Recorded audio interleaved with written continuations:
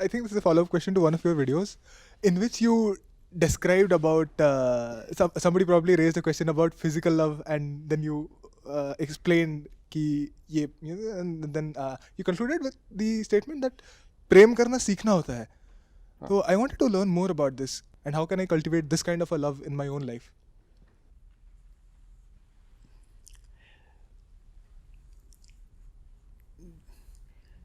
You see, whatever comes naturally to you must be taken as problematic. I'm saying this with a lot of responsibility and intent.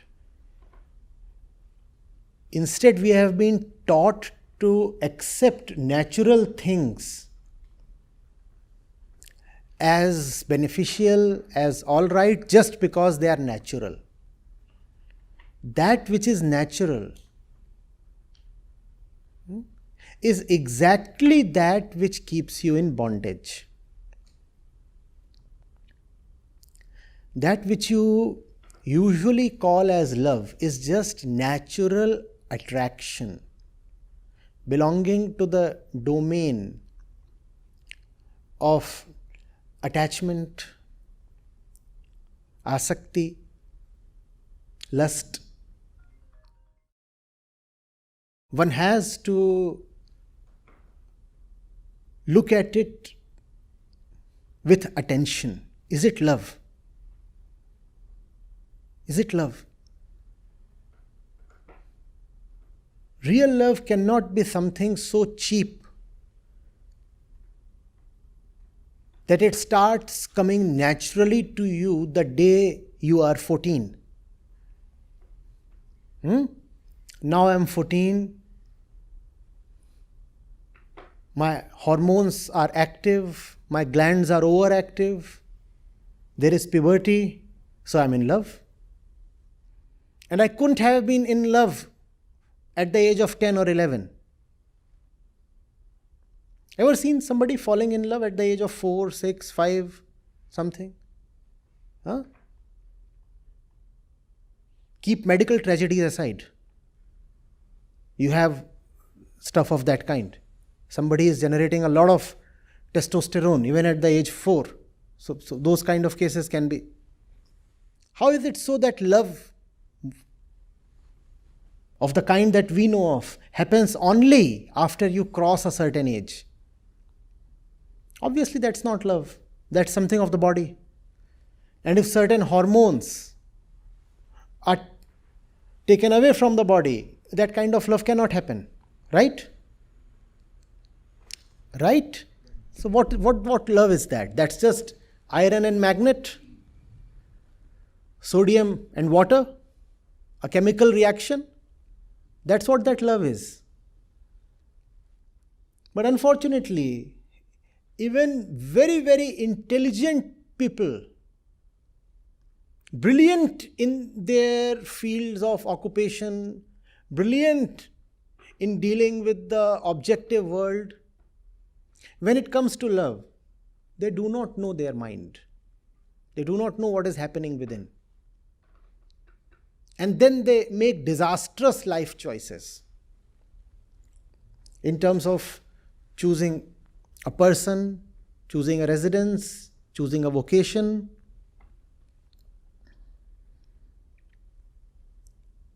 Those who have researched into it, those who have known something, they have said, please understand what the mind is. They have said the mind is a thirsty entity. The mind is an entity that is always in want. Therefore, what is love? That which quenches the mind's thirst is love.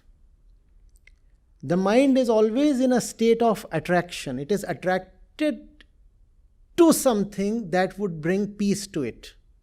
So what then is love? Something that would really bring peace to you. That is love. Not hormonal activity. That cannot be love. But what we find is that men are necessarily attracted to women, women are necessarily attracted to men. Obviously, that has to be hormonal.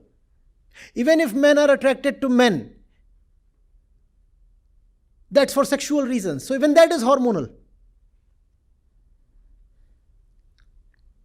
That is not love. That is just the jungle.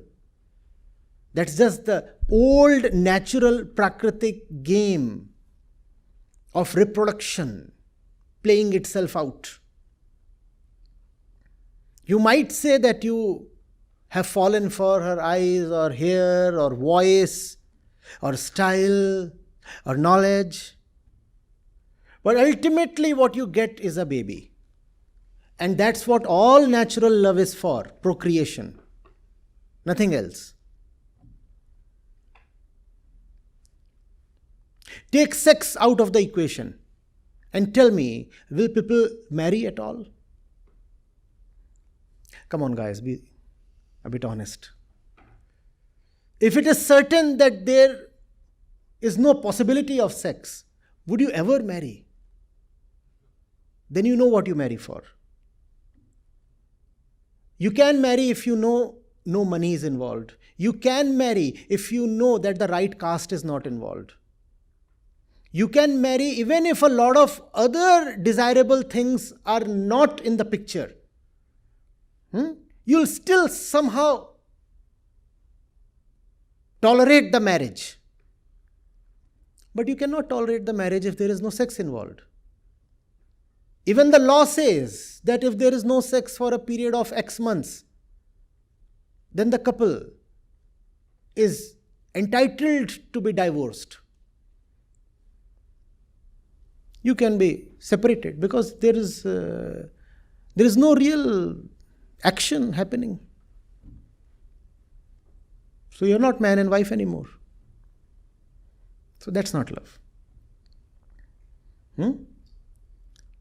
Nor is it love when you say, oh, I love chicken. Right? Sometimes you want a living body, sometimes you want a dead body.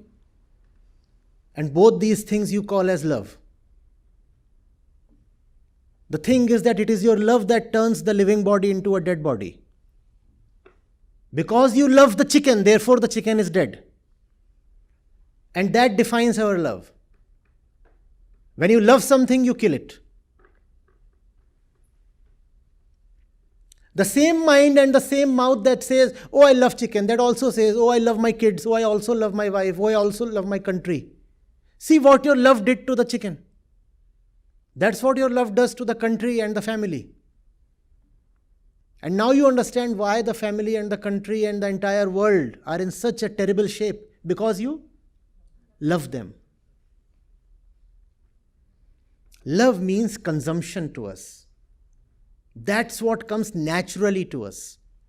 Be very cautious of this word, natural. Never use this word to justify what you are doing or feeling. Don't say, but it is natural. If it is natural, go to the jungle. All natural things are for that place. Is it natural to sit in this auditorium? Is it natural to be carrying those gadgets? Then why do you keep talking of nature? Is it natural to wear clothes? Is it natural to have thoughts? Is it natural to do whatever, to be educated? Is it natural? Is it natural to brush your teeth? Then why do you keep saying, but in the jungle the lion kills the deer and eats it, so it is natural to kill animals and eat them. I'm a flesh eater, I cannot live without chicken, and it is natural to eat those things. I have these 2 teeth. Have heard those arguments? Yeah, these 2 teeth, so I'll kill. All right, kill, but never brush those teeth. And kill with those 2 teeth, just as the lion tears into the flesh with its teeth. Do you have that strength? In the jungle, all hunting happens with your hands and claws and teeth. Do that. And eat raw flesh. That's natural. Come on, show. Why do you keep talking of natural things? In nature, there is no husband and wife. Why do you marry? Your wife, the neighbor has an equal right over her. That's natural. So if you say flesh eating is natural, I'll say, send your wife over. That's natural. In the jungle, do you have priests and legal systems and things like marriage? No. So be very cautious of stuff that is natural. No, now he is 18, so he is falling for girls. All this is natural. All this is bullshit.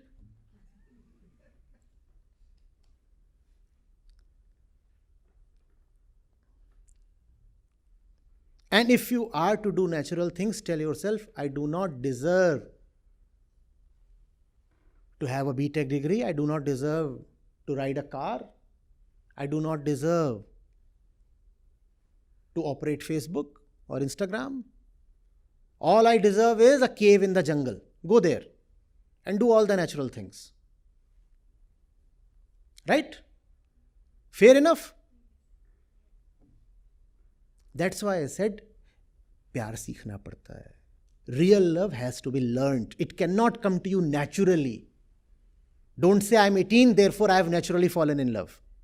It takes a lifetime to learn love. Love is not so cheap that you will just get it the hormonal way. Without doing anything, without putting in any effort, without earning it. Love has to be earned. And that's what all spiritual pursuit is about. Learning love. Learning love. We do not know love. 99 out of 100 people die without having loved even for a second. See how horrible that is. Is it not? To live for 80 years and not love even for a moment. Is that not horrible? That's how most people live. No love. Loveless lives. Loveless. Just natural. And that too distorted kind of nature. In jungle, at least you have pure nature.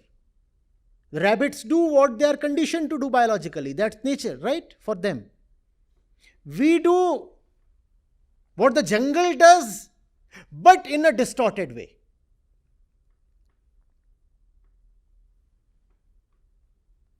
So we are far worse than nature. We have fallen below Prakriti. Whereas the mandate, if you are born a human being, is to rise above Prakriti.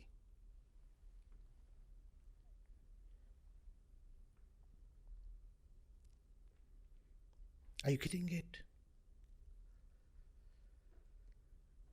Oh, the mother loves the child. Does she not? Come on. The mother has the child. Right? And the child is like what? 6 days old, 10 days old. The mother is still in the hospital. And then the doctor comes and says, oh, unfortunately, when the kid was there being treated in the incubator, lots of kids have to be kept in the incubator for a few days. Oh, your kid got swapped. No, this is not your kid. That one is your kid.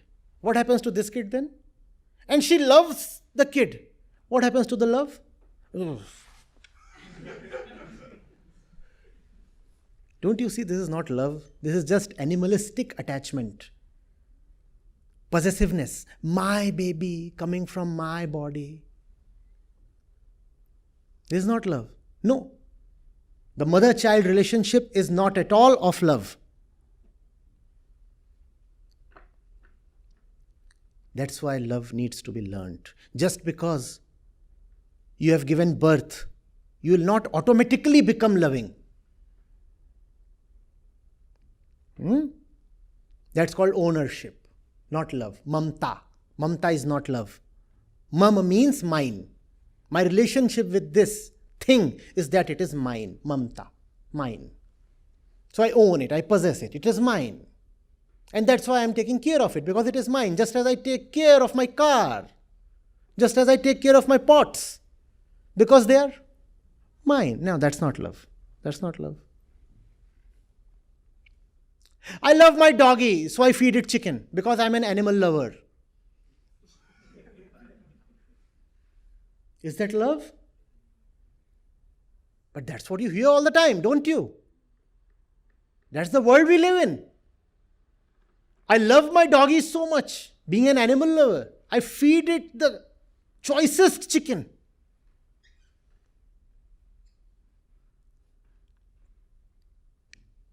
And I get a million likes on Instagram. I just take my doggy and say, oh, you look at my doggy, so ill, and I'm taking care of it. And nobody bothers to ask what really is going on. Nobody bothers to ask, because in the jungle, that which appears is the truth.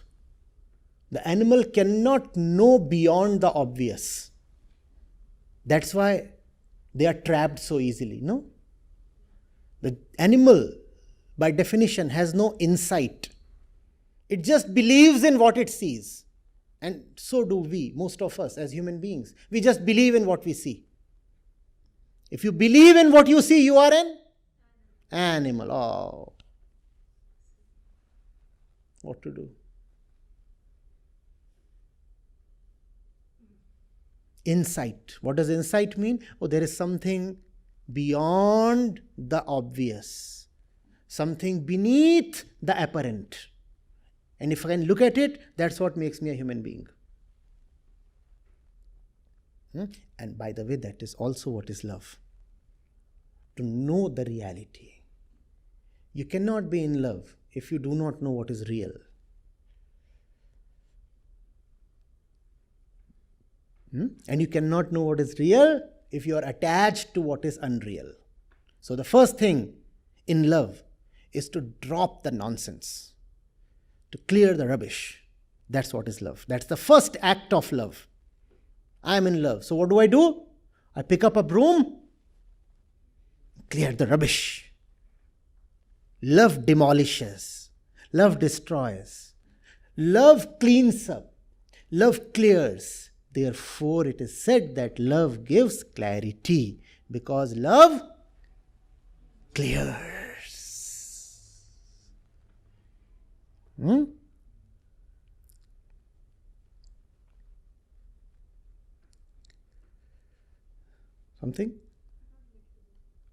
Something related to this? Somebody? Or we're done with this? People who are in love?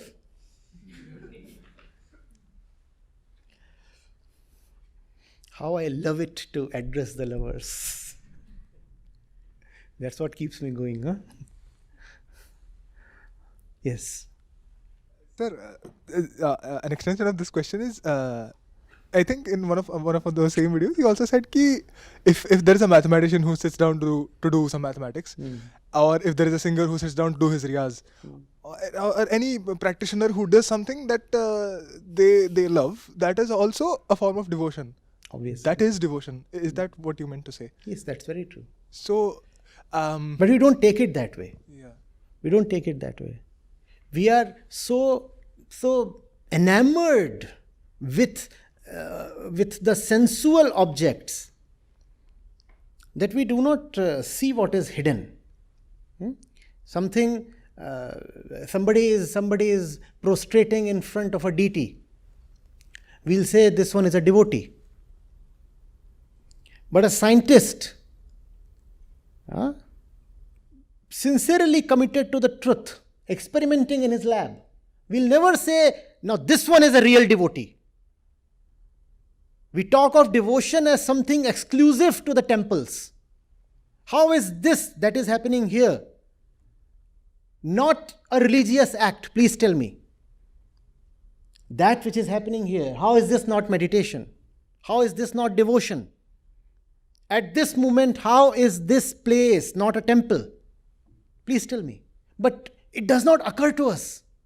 Sir, how can it be a temple? There is no deity. There is no tomb. We do not see the formal apparatus here. Learn to see what is not visible. If you will see only that which is visible, you will never be able to see beauty. You will only see cosmetics. You understand what is cosmetic? Made up, false. Only falseness is visible. The truth has to be seen with insight. Insight.